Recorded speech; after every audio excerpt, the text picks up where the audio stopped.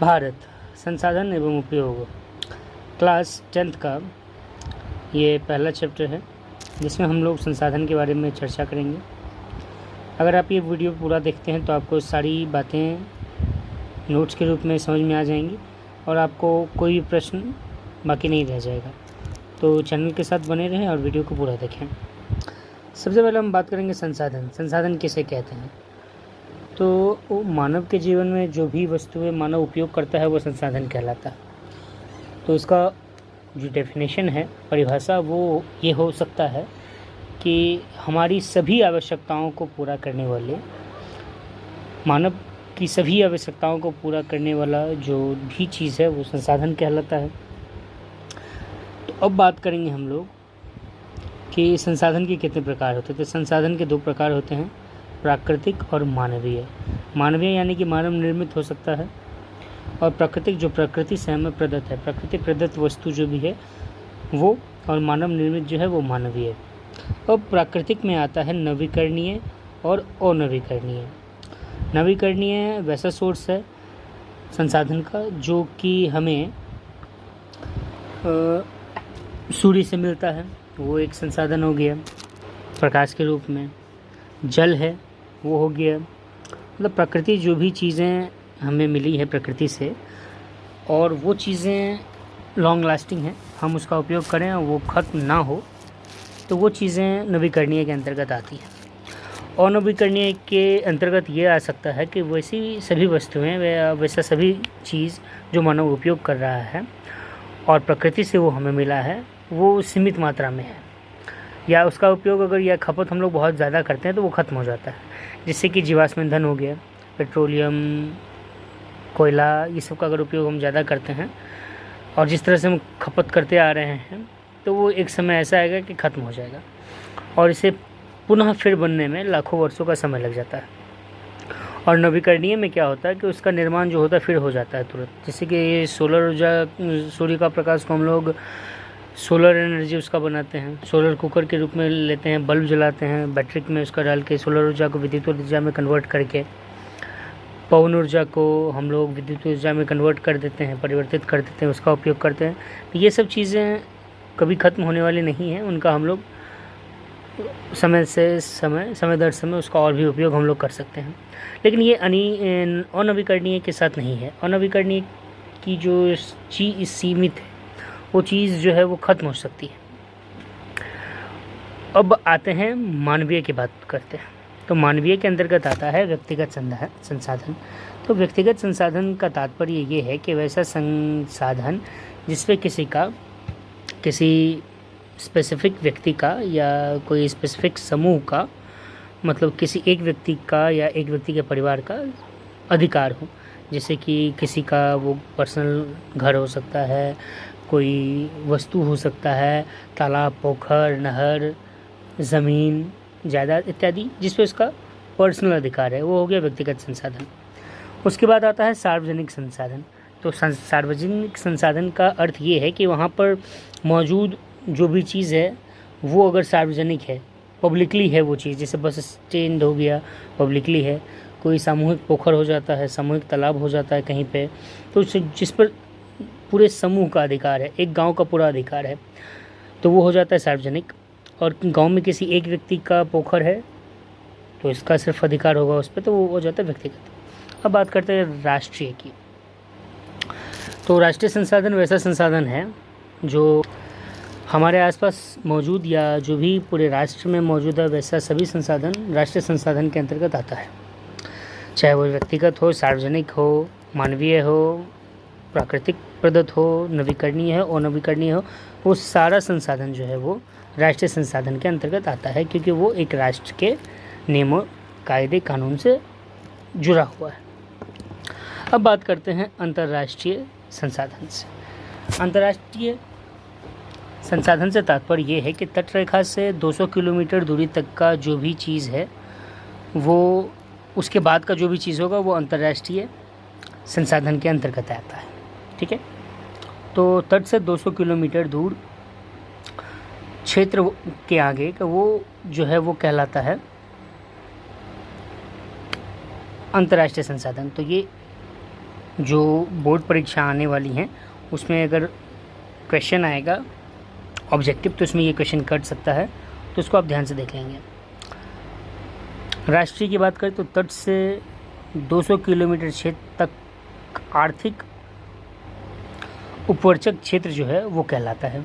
यानी कि तट रेखा से लेकर के 200 किलोमीटर तक का जो क्षेत्र होता है वो राष्ट्रीय आता है, और अंतर्राष्ट्रीय उसके बाद का जो आता है वो अंतर्राष्ट्रीय हो जाता है, और 200 तक जो आता है वो राष्ट्रीय रहता है, और उसके बाद 200 के बाद जो हो जाता है किलोमीटर, तट रेखा से 200 किलोमीटर के बाद का जो होता है वो अंतर्राष्ट्रीय हो जाता है। अब फिर आते हैं हम लोग नवीकरणीय। नवीकरणीय ऊर्जा का दो है।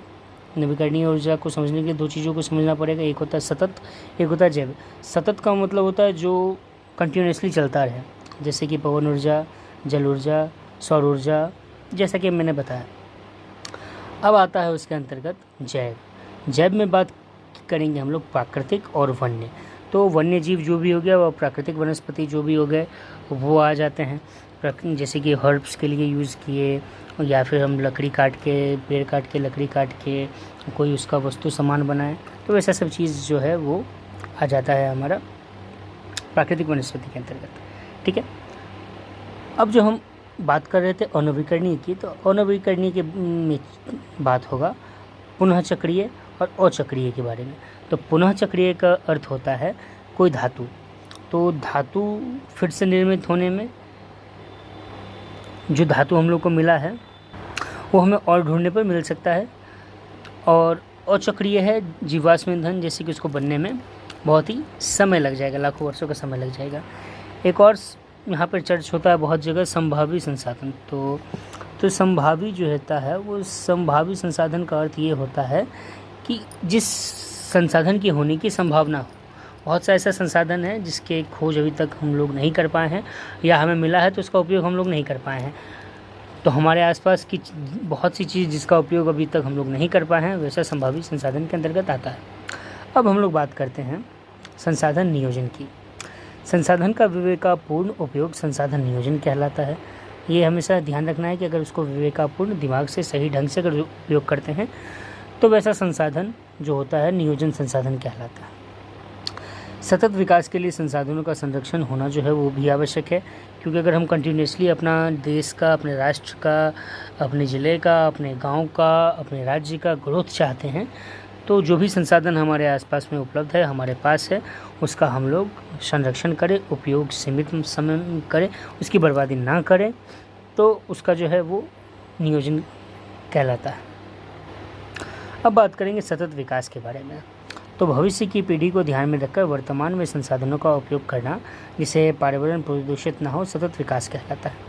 हम जिस भी संसाधन का उपयोग अभी कर रहे हैं और चाहते हैं कि इन फ्यूचर में हमारा आगे का जो जनरेशन है वो भी उसका उपयोग करे या उसका लाभ उसे मिले, तो उसका हमें उपयोग सीमित मात्रा में करना होगा, उसे बर्बाद करने से रोकना होगा। तो वो पीढ़ी दर पीढ़ी जो आगे चलता रहेगा, जैसे हमारे पूर्वज से हमें मिला है और हमसे हमारे आगे आने वाली पीढ़ियों को मिलेगा, वो सतत विकास कहलाता है। अब बात करते हैं पर्यावरण दिवस के बारे में। पर्यावरण दिवस इसलिए मनाया जाता है क्योंकि किसी एक दिन स्पेसिफिक डे भी कामकाज से फुर्सत ले करके या कामकाज में होकर भी कुछ समय हम लोग पर्यावरण के लिए निकालें और उस दिन हम लोग पेड़ लगाएं या उस चीज़ पे चर्चा करें कम से कम कि पर्यावरण को प्रदूषित होने से कैसे बचाया जा सकता है। बहुत सारे नियम कायदे कानून हैं जिसके दायरे बहुत से हैं। पेड़ काटने से हमें रोका जाता है, बहुत से पेड़ को संरक्षित कर लिया गया है। हमें पेड़ काटना भी नहीं चाहिए, पेड़ लगाना चाहिए। तो कम से कम एक दिन भी अगर हम लोग पेड़ लगाते हैं तो वो आने वाले जनरेशन के लिए, हम सब अगर मिलकर एक पेड़ अगर एक दिन लगाएं तो आने वाले जनरेशन के लिए बहुत ज़्यादा हो जाएगा। एटलीस्ट बहुत ज़्यादा ना भी हो तो वो इतना हो जाएगा कि वो लोग आगे अगर इसको कंटिन्यूसली चलाते रहें तो काफ़ी हद तक अच्छा रहेगा। तो पर्यावरण दिवस जो है वो 5 जून को प्रत्येक वर्ष मनाया जाता है। ठीक है, तो ये हमारा जो है वो ऑब्जेक्टिव क्वेश्चन हो सकता है परीक्षा के दृष्टिकोण से, तो ध्यान में रखना है। अब बात करेंगे हम लोग नवीकरणीय संसाधन के बारे में। तो जैसा कि मैंने बताया, वैसे संसाधन जिन्हें पुनः प्राप्त किया जा सकता है, जैसे सौर ऊर्जा, पवन ऊर्जा, जल ऊर्जा इत्यादि जो भी है वो नवीकरणीय संसाधन है जिसका पुनः प्राप्तिकरण हो सकता है वो नवीकरणीय संसाधन कहलाता है। उसी तरह से मैंने बताया था अनवीकरणीय के बारे में, तो जो एक बार समाप्त हो गया उसका पुनः फिर से उसको प्राप्त करना असंभव हो जाता है, क्योंकि उसको बनने में लाखों वर्षों का समय लग जाएगा। तो जैसे कि एग्जाम्पल अगर इसका दे तो वो हो जाता है कोयला, पेट्रोलियम इत्यादि। अब हम बात करेंगे विकास के आधार पर संसाधन के बारे में।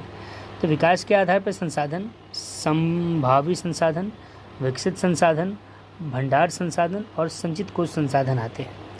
तो संसाधन जो संभावी संसाधन है, जैसा कि मैंने बताया भविष्य में उपयोग आने वाले संसाधन, क्योंकि फ़िलहाल अभी उसका किस प्रकार से उपयोग करना है वो नहीं हो पाया है, हमें अभी समझ में नहीं है, हमारे उसका उपयोग के बारे में हमको नहीं पता है कि कैसे उसका उपयोग करेंगे, या अभी वो हमें मिला नहीं है। ठीक है, अब आता है विकसित संसाधन। विकसित संसाधन को कह सकते हैं हम कि फ़िलहाल जो भी हमारे पास उपलब्ध तकनीक है या इस तरह का तकनीक हम लोग विकसित कर चुके हैं जिससे उसका उपयोग करना सुलभ हो गया है, वो कहलाता है विकसित संसाधन। ठीक है, अब आता है भंडार संसाधन। तो उपयुक्त तकनीक के अभाव में वर्तमान में उपयोग नहीं है, पर उसका जो है भंडारण हमें पता है कि क्या है, कितना है, और इन फ्यूचर उसका हम लोग उपयोग कर सकते हैं, होप। तो वैसा जो है वो भंडार कहलाता है। संचित कोष, तो भंडार संसाधन का संचित रूप होता है, ये इसी का भंडारण का ही ये संचित कोष, जिसको हम लोग अभी अभाव में, हमारा जो वर्तमान तकनीक है उसके अभाव में उसका उपयोग हम लोग नहीं कर पाए हैं, तो इसीलिए उसको संचित करके रख लिया गया है, तो वो संचित कोष कहलाता है। ठीक है, अब बात करेंगे प्रकृति संसाधन का। एक जो है प्रकृति संसाधन के अंतर्गत आता है मृदा, यानी कि मिट्टी। तो पृथ्वी के ऊपर पतली और संगठित परत जिसमें पेड़ पौधे के वृद्धि के लिए आवश्यक पोषक तत्व मौजूद होते हैं वो मृदा होता है, या वो मृदा कहलाता है। मेरे चैनल के साथ बने रहें और मेरे इस वीडियो को लास्ट तक देखें, इसमें आपको बहुत सी इम्पोर्टेंट बातें बताई जाएंगी और बहुत ऐसा पॉइंट्स आपके लिए मैंने बना के रखा है जो आपको परीक्षा के दृष्टिकोण से बहुत ही उपयोगी होगा। तो ठीक है, अब आगे हम बात करेंगे मृदा निर्माण के कारक के बारे में। तो मृदा का निर्माण कैसे होता है? तो मृदा के निर्माण में उच्चावच, चट्टान, जलवायु, वनस्पति, जैव पदार्थ, खनिज कण और समय, इन सभी की आवश्यकता होती है।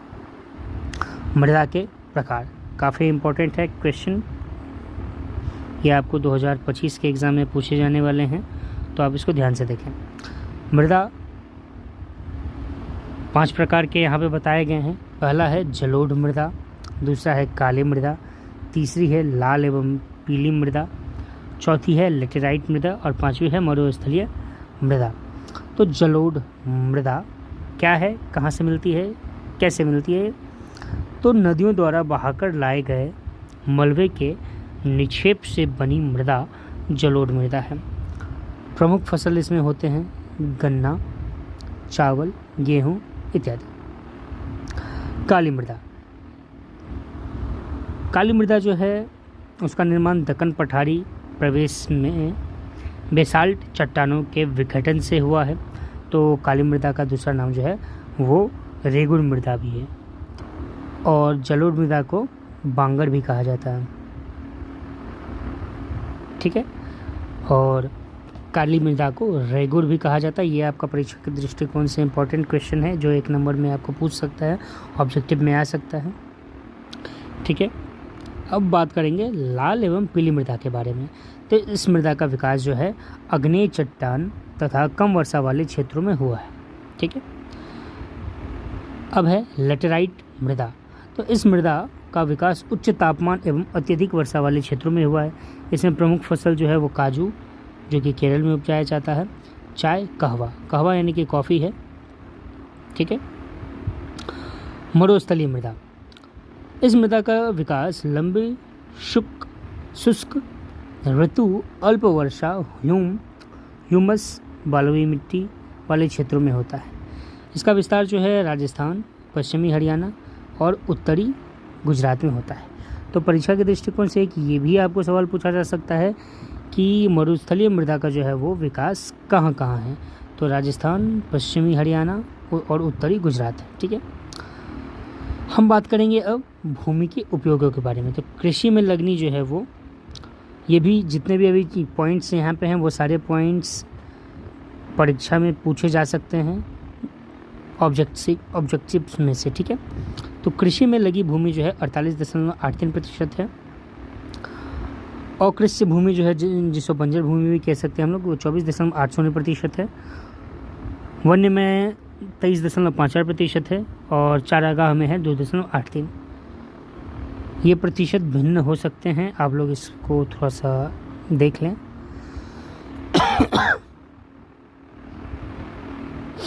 भारत में कुल क्षेत्रफल का मात्र 54% भूमि कृषि योग्य है। भूक्षरण मृदा का अपने स्थान से विविध क्रियाओं जैसे कि जल, पवन, हिमानी द्वारा स्थानांतरित होना भूक्षरण कहलाता है। भू संरक्षण मिट्टी के कटाव तथा उसके उत्पादकता को बचाने अथवा रोकने की क्रिया को भू संरक्षण कहते हैं। भू संरक्षण के जो उपाय हैं क्या क्या हैं, तो सामोच्च जुताई, पट्टिका कृषि, वन रोपण और फसल चक्रण। तो जल संसाधन के बारे में अब हम लोग चर्चा करेंगे। तो विश्व में कुल जल का 97.5% महासागरीय, खारा और लवणीय जल है। जल का मात्र 2.5% भाग जो है वो मृदु यानी कि मीठा है, पीने लायक है, जो कि अलवणीय है। बृहद क्षेत्र में जल की उपस्थिति के कारण पृथ्वी को नीलाग्रह भी कहा जाता है, क्योंकि इसका 1/3 भाग जो है वो जल से घिरा हुआ है। ठीक है, इसका 2.5% भाग ही उपयोगी है। और अभी बहुत सारे वैज्ञानिक जो हैं इस महासागरीय खारे जल को और लवणीय जल को पीने योग्य बनाने पे इसकी रिसर्च से चल रहे हैं। ठीक है, अब हम बात करेंगे जल संसाधन के बारे में। तो जल संसाधन भूपृष्ठीय जल और भूमिगत जल। तो भूपृष्ठीय जल का मतलब हो जाता है नदी, झील, तालाब इत्यादि से जो हमें मिलता है, और भूमिगत जल जो हो गया वो कुआं हो गया, चापाकल हो गया, उससे जो हमें बोरिंग हो गया, उससे जो हमें आता है। ठीक है, तो जल का विविध उपयोग के बारे में अगर बात हो तो वो जो है बाढ़ नियंत्रण, मृदा अपरदन पर रोक, पेयजल आपूर्ति, विद्युत उत्पादन, परिवहन एवं मनोरंजन, मत्स्य पालन, पर्यटन, जल कृषि और सिंचाई के कार्यों में किया जा सकता है। और बहुउद्देशीय योजनाओं पर अगर हम बात करें तो जल के विविध उपयोगों की दृष्टि से बनाई गई परियोजना को बहुउद्देशीय योजना कहते हैं। इसे नदी घाटी परियोजना भी कहा जाता है। क्वेश्चन आ सकता है एग्जाम में कि नदी घाटी परियोजना क्या है, तो जल के विविध उपयोग के दृष्टि से बनाई गई परियोजना को बहुउद्देशीय परियोजना कहते हैं और इसे ही नदी घाटी परियोजना भी कहा जाता है। बहुउद्देशीय योजना का मुख्य उद्देश्य जो होता है सिंचाई, विद्युत उत्पादन, पेयजल आपूर्ति, पर्यटन, मत्स्य पालन को बढ़ावा देना है। और इसके लिए परियोजना जो है नदी पर बनाने गए बांधों को बहुउद्देशीय परियोजना के लिए नदियों पर बनाए गए बांधों को पंडित जवाहरलाल नेहरू ने कहा है आधुनिक भारत का मंदिर। तो परीक्षा के दृष्टिकोण से ये भी एक सवाल बन रहा है कि आधुनिक भारत का मंदिर जो है वो कहा गया है बांधों को, तो किसने ऐसा कहा है, तो पंडित जवाहरलाल नेहरू ने ऐसा कहा है। जल संकट, जल की अनुपलब्धता जल संकट कहलाता है। जब जल उपयोग जितना उपयोग डेली यूजेज है उतना भी ना हो, न उतना भी ना मिले किसी को, तो वो जो है जल संकट कहलाता है। बिहार एवं पश्चिमी बंगाल के कुछ हिस्सों में जल के अति दोहन से आर्सेनिक तथा राजस्थान एवं महाराष्ट्र में फ्लोराइड की मात्रा में वृद्धि आ गई है। जल संरक्षण एवं प्रबंधन के उद्देश्य, तो जल की उपलब्धता को बनाए रखना, जल को प्रदूषित होने से बचाना और जल प्रदूषित को स्वच्छ एवं पुनर्चक्रण करना या पुनः उसका उपयोगी बनाना। तो जल संभर प्रबंधन, वाटर शेड मैनेजमेंट, जल प्रवाह या जल जमाव का उद्यान, कृषि, वानिकी, जल कृषि इत्यादि में उपयोग जल संभार प्रबंधन कहलाता है। और बिहार के प्रमुख बहुउद्देशीय जो है वो योजना है। परीक्षा के दृष्टिकोण से ये भी सवाल बन रहा है कि बिहार के प्रमुख बहुउद्देशीय योजनाएं कौन कौन सी है। तो सोन परियोजना है, गंडक परियोजना है, कोसी परियोजना है। ठीक है। प्राणियों के शरीर में 65% तथा पौधों में 65 से लेकर के 99% जल का अंश विद्यमान होता है। ठीक है, ये समझने लायक बात है। अंतर्राज्यीय जल विवाद, 2 या 2 से अधिक राज्यों के बीच नदी जल के बंटवारे की समस्या को अंतर्राज्यीय जल विवाद कहा जाता है। ठीक है। नर्मदा नदी पर सरदार सरोवर बांध के विरोध के लिए गठित गैर सरकारी संगठन नर्मदा बचाओ आंदोलन के नाम से जाना जाता है। तो परीक्षा दृष्टिकोण से ये भी सवाल बढ़ रहा है कि सरदार सरोवर बांध जो है वो कहाँ है। तो सरदार सरोवर बांध जो है वो नर्मदा नदी के ऊपर बना हुआ है और किस नाम से जाना जाता है। तो ये नर्मदा बचाओ आंदोलन के नाम से जाना जाता है। अति सिंचन से जलाकंतात की समस्या पैदा होती है।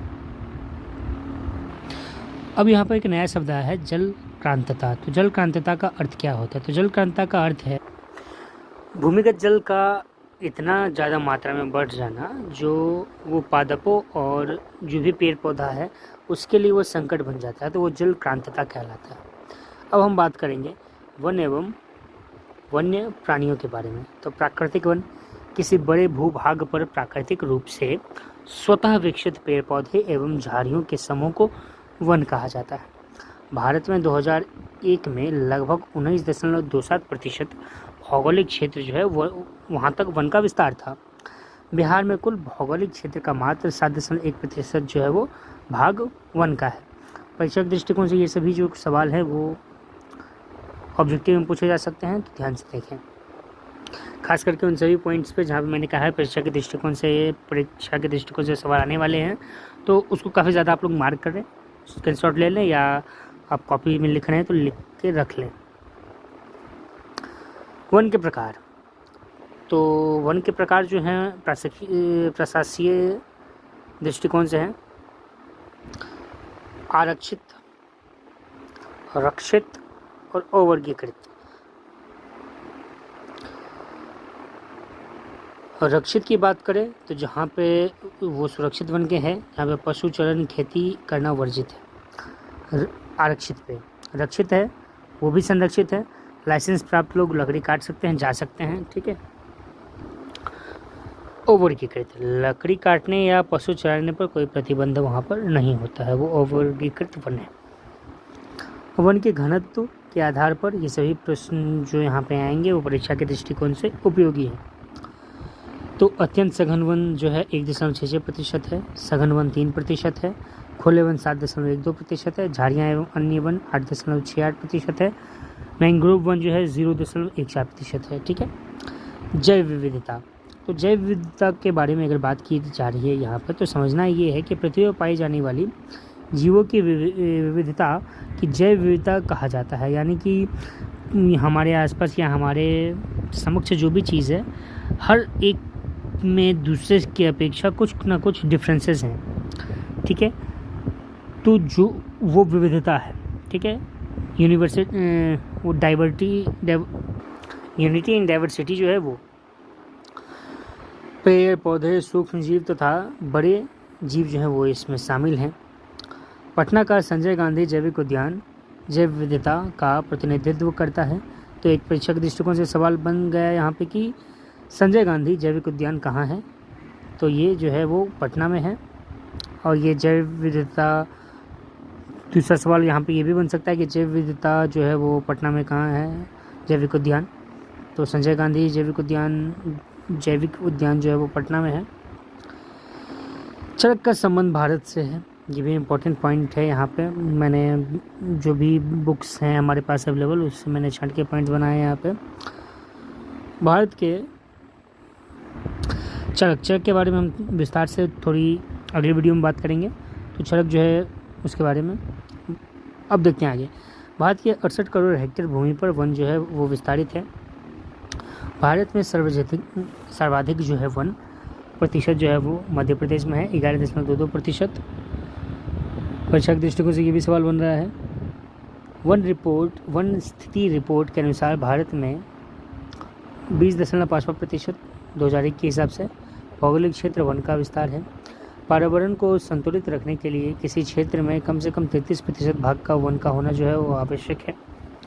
वन संरक्षण, वन एवं वन्य जीवों की संख्या में वृद्धि के लिए वन संरक्षण जो है वो आवश्यक है। ठीक है। वन विनाश का कारण क्या क्या है? सवाल ये भी आ सकता है कि वन विनाश के कारणों को लिखें। तो स्थानांतरित कृषि, खनन कार्य, बड़ी विकास परियोजनाएं, औद्योगिक विकास, नगरीकरण, पशुचारण एवं लकड़ियों का बढ़ता उपयोग और अन्य विकास कार्य।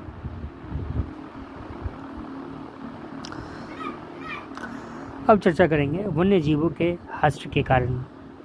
तो प्राकृतिक आवासों का अतिक्रमण, प्रदूषण की समस्या, वन विनाश, आर्थिक लाभ हेतु अवैध शिकार। क्यों कम हो रहे हैं, क्यों खत्म हो रहे हैं, क्यों विलुप्त हो रहे हैं, उनके बारे में। तो ये सभी कारण हो सकते हैं। अब कुछ महत्वपूर्ण तथ्य जो है यहाँ पे देखते हैं हम लोग। कैंसर रोग के उपचार में हिमालय यव नामक पौधे जो है वो उपयोगी है। तो सवाल ये भी परीक्षा के दृष्टिकोण से महत्वपूर्ण है। यहाँ पे जो भी पॉइंट्स हैं ध्यान से देख लेना है। चिपको आंदोलन, उत्तराखंड के पर्वतीय जिला टिहरी गढ़वाल में वन को काटने से बचाने के लिए जनजातियों द्वारा पेड़ से चिपक कर चलाया गया था आंदोलन, वो चिपको आंदोलन कहलाया था, जिसके प्रेरणता जो अगुवाई थे वो सुंदरलाल बहुगुणा थे। लुप्त होने वाले पशु पक्षी एशियाई चीता, गुलाबी सर वाले बत्तख और डोडो हैं। संकटग्रस्त पशु पक्षी जो है वो काला हिरन है, संगाई और बहुत से हैं इत्यादि। वन प्राणियों के संरक्षण हेतु क्या उपाय किया गया है? तो राष्ट्रीय उद्यान जो है वो किया गया, उसका जो है विकास किया गया है, जिसकी कुल संख्या 85 है। अभयारण्य का विकास किया गया है, जिसकी कुल संख्या 448 है। कानून के निर्माण किए गए हैं, अंतर्राष्ट्रीय है, राष्ट्रीय है। जलमंडल का विकास किया गया है, जो फिलहाल अभी 14 है। अब बात करें हम लोग खनिज संसाधन के बारे में। तो खनिज संसाधन, तो खनिज निश्चित रासायनिक संयोजन एवं विशिष्ट आंतरिक परिणाम संरचना वाले ठोस प्राकृतिक पदार्थों को कहा जाता है। लगभग 2000 से अधिक खनिजों की पहचान अभी तक की जा चुकी है। भारत में लगभग 100 से अधिक खनिजें मिलती हैं, जिनमें से खनिजों के प्रकार, तो खनिज का धात्विक प्रकार, धात्विक खनिज है और धात्विक खनिज है। धात्विक खनिज के अंतर्गत आ जाते हैं लोहयुक्त खनिज, जैसे कि लोहा, निकेल, मैग्नीज, कोबाल्ट। और लोहयुक्त खनिज में आ जाता है सीसा, जस्ता, बॉक्साइट इत्यादि। और धात्विक खनिज है कार्बन या ईंधन खनिज, जैसे कोयला, पेट्रोलियम इत्यादि। और कार्बनिक खनिज है अभ्रक, ग्रेफाइट इत्यादि। अब बात करते हैं खनिजों के वितरण के बारे में। तो भारत के प्रमुख खनिज पेटियां उत्तर में है पूर्वी पठार, छोटा नागपुर, उड़ीसा, छत्तीसगढ़, पूर्वी आंध्र प्रदेश में है। खनिज में है लोह, मैग्नीज, अभ्रक, बॉक्साइट इत्यादि। के सवाल ये भी पूछा जा सकता है कि इन क्षेत्रों में से या इन किसी एक क्षेत्रों में से क्या मिलता है या क्या पाया जाता है या किसका भंडारण है। दक्षिण पश्चिमी पठार पर है कर्नाटक एवं तमिलनाडु में लोह, मैग्नीज, बॉक्साइट इत्यादि। उत्तर पश्चिमी प्रदेश खंबात की खाड़ी से लेकर के अरावली तक चांदी, सीसा, जस्ता इत्यादि। अब हम बात करेंगे धात्विक खनिजों का वितरण। लोह में हेमाटाइट, मैग्नेटाइट, लेमोनाइट, सेंडेराइट है।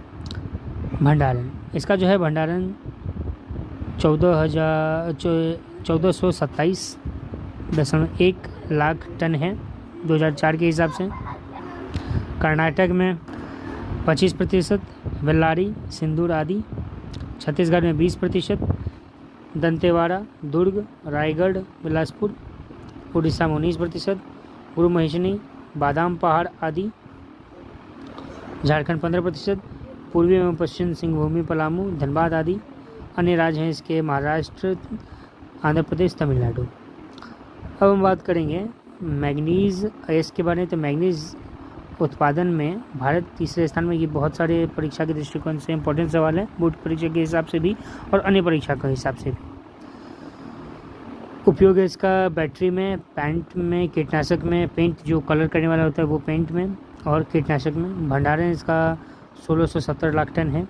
वितरण उड़ीसा में 37%, जहाँ पे सुंदरगढ़ और कालाहांडी में है। महाराष्ट्र में 25%, नागपुर भंडारा मध्य प्रदेश में 21%, बालाघाट छिंदवाड़ा कर्नाटक में, शिमोगा चित्रदुर्ग आंध्र प्रदेश में 6%, श्रीकाकुलम विशाखापट्टनम, काडुप्पा गुंटूरू।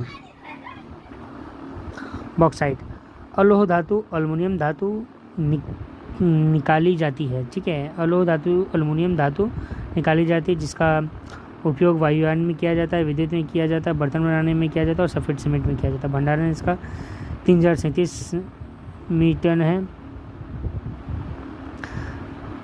ठीक है।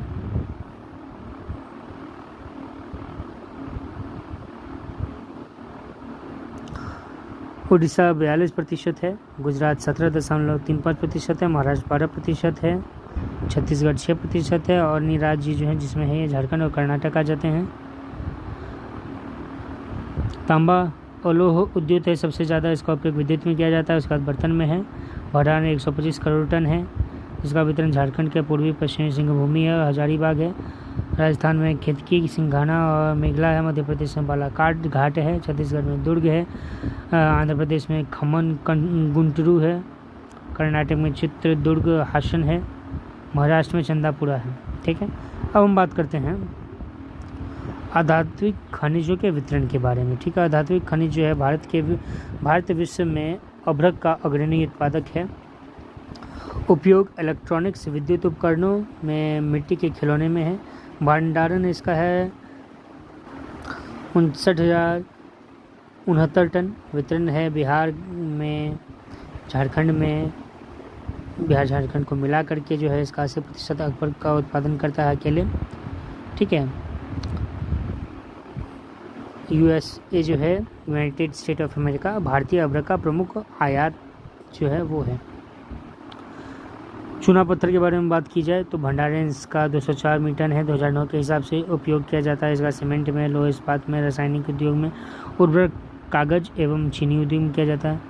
वितरण इसका मध्य प्रदेश में है। अन्य उत्पादक राज्य इसका छत्तीसगढ़, आंध्र प्रदेश, गुजरात, राजस्थान, कर्नाटक इत्यादि हो सकता है, ठीक है।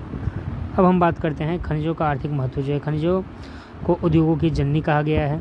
सवाल ये बन सकता है औद्योगिक जननी किसे कहा जाता है, तो खनिजों को कहा जाता है। देश के आर्थिक विकास के लिए खनिज संपदा का होना आवश्यक है, क्योंकि ये बहुत ही आवश्यक है। विभिन्न उद्योगों के कच्चे माल के रूप में इनका उपयोग किया जाता है, ये भी है। इसका संरक्षण कैसे करें और क्यों करें, तो अनवीकरणीय संसाधन है ये, ठीक है, तथा इसकी मात्रा जो है सीमित में है। खत्म हो जाएगा तो फिर बनने में लाखों करोड़ों वर्षों का समय लग जाएगा। आतिश दोहन के कारण खनिजों का अस्तित्व जो है वो खतरे में है, ठीक है। और इसका उपयोग किस तरह से इसका हम लोग कर सकते हैं बचाव, तो खनिजों के दोहन पर नियंत्रण करके और इसका विवेकपूर्ण उपयोग करके और खनिज के सस्ते विकल्पों को खोज कर सकते हैं। खनिज के संरक्षण के साथ साथ उनके प्रतिबंध पर भी ध्यान दे करके हम कर सकते हैं। अब बात करते हैं शक्ति यानी कि ऊर्जा संसाधन के बारे में। तो मानव सदियों से अपने विभिन्न क्रियाकलापों हेतु शक्ति के जैव एवं अजैव रूपों का प्रयोग करता रहा है। कोयला, पेट्रोलियम, प्राकृतिक गैस, जल, विद्युत एवं और नवीकरणीय ऊर्जा स्रोत, वाणिज्य ऊर्जा स्रोत कहा जाता है, उसका उपयोग करता है। तो शक्ति संसाधन के प्रकार, तो शक्ति संसाधन के प्रकार जो उपयोग के आधार पर होते हैं, स्रोत के आधार पर होते हैं, संरचना के आधार पर होते हैं और समय के आधार पर होते हैं। उपयोग के आधार पर जो है प्राथमिक ऊर्जा है, जिसके अंदर कोयला, पेट्रोलियम, प्राकृतिक गैस आता है। स्रोत की स्थिति के आधार पर आता है क्षयशील संसाधन, जिसमें कोयला, पेट्रोलियम, प्राकृतिक गैस है। जैविक ऊर्जा संरचनात्मक गुणों के आधार पर है जैविक ऊर्जा, जैसे मानव है, प्राणी है, शक्ति है, वन है। और समय के आधार पर है पारंपरिक है कोयला, पेट्रोलियम, प्राकृतिक गैस, ठीक है। प्राथमिक ऊर्जा कोयला, पेट्रोलियम, प्राकृतिक गैस का गुण ऊर्जा जो है विद्युत है। स्रोत की स्थिति के आधार पर क्षयशील संसाधन कोयला, पेट्रोलियम, प्राकृतिक गैस का अक्षयशील संसाधन जो है प्रवाह जल, पवन ऊर्जा और सौर ऊर्जा है। संरचनात्मक गुणों के आधार पर जैविक ऊर्जा मानव, प्राणी, शक्ति, वन। अजैविक ऊर्जा है जैसे जल, पवन, सौर, खनिज। पारंपरिक कोयला, पेट्रोलियम, प्राकृतिक गैस। और गैर पारंपरिक हो गया सूर्य, पवन, ज्वार, परमाणु और भूताप, ठीक है। अब बात करते हैं परमाणु ऊर्जा के शक्ति स्रोत। कोयला है, पेट्रोलियम है, प्राकृतिक गैस है और विद्युत है। कोयला कोयला का भंडारण है 26,454 करोड़ टन और उत्पादन जो है इसका 456.373 मिलियन टन है 2007-08 के हिसाब से। कोयला का वर्गीकरण, कोयला को है 4 प्रकार के कोयले होते हैं। एंथ्रोसाइट 90% से अधिक कार्बन होता है, बिटुमिनस 70% से 90% कार्बन होता है, लिग्नाइट 30 से 70% कार्बन होता है और पीट 30 से कम प्रतिशत। परीक्षा के दृष्टिकोण से ये सही इंपॉर्टेंट क्वेश्चन है, मार्क कर लें। वितरण उत्पादक राज्य, प्रमुख क्षेत्र गोंडवाना क्षेत्र, गोंडवाना क्षेत्र में दामोदर घाटी, सोन घाटी, महानदी घाटी, वर्धा, दामोदर घाटी।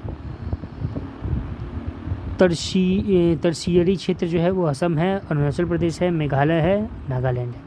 लिग्नाइट क्षेत्र जो है तमिलनाडु, राजस्थान, गुजरात, जम्मू कश्मीर है। प्रमुख खनन क्षेत्र जो है वो झारखंड है, राजमहल, झरिया, गिरिडीह, रामगढ़। छत्तीसगढ़ का चिरीमिरी, उड़ीसा का तालचर, रामपुर, महाराष्ट्र का वर्धा, वानमपल्ली, कामपट्टी, मध्य प्रदेश का सिंगरौली, उमरिया, पश्चिम बंगाल का रानीगंज। अब बात करेंगे पेट्रोलियम के बारे में। तो इसका भंडारण जो है वो 17 अरब टन है। भारत विश्व का एकमात्र 1% पेट्रोलियम उत्पादन करता है। विश्व का मात्र 1% जो है वो पेट्रोलियम उत्पादन करता है। पेट्रोलियम के क्षेत्र जो है वो कहाँ कहाँ हैं? पूर्वी उत्तर प्रदेश है, गुजरात का क्षेत्र है, मुंबई हाई है, पूर्वी तटीय प्रदेश है और बाड़मेर बेसिन है। पूर्वी उत्तर प्रदेश में असम घाटी आ जाता है, अरुणाचल प्रदेश आ जाता है, नागालैंड आ जाता है, गुजरात में अंकलेश्वर, कलोल, नवगांव आ जाता है। मुंबई हाई में मुंबई तट से 176 किलोमीटर तक अरब सागर में स्थित है। पूर्वी तटीय प्रदेश में है कृष्ण, गोदावरी, कावेरी नदियों के बेसिन तक है पहला। बाड़मेर बेसिन में है राजस्थान। ठीक है। प्राकृतिक गैस का भंडारण है 700 अरब घन मीटर।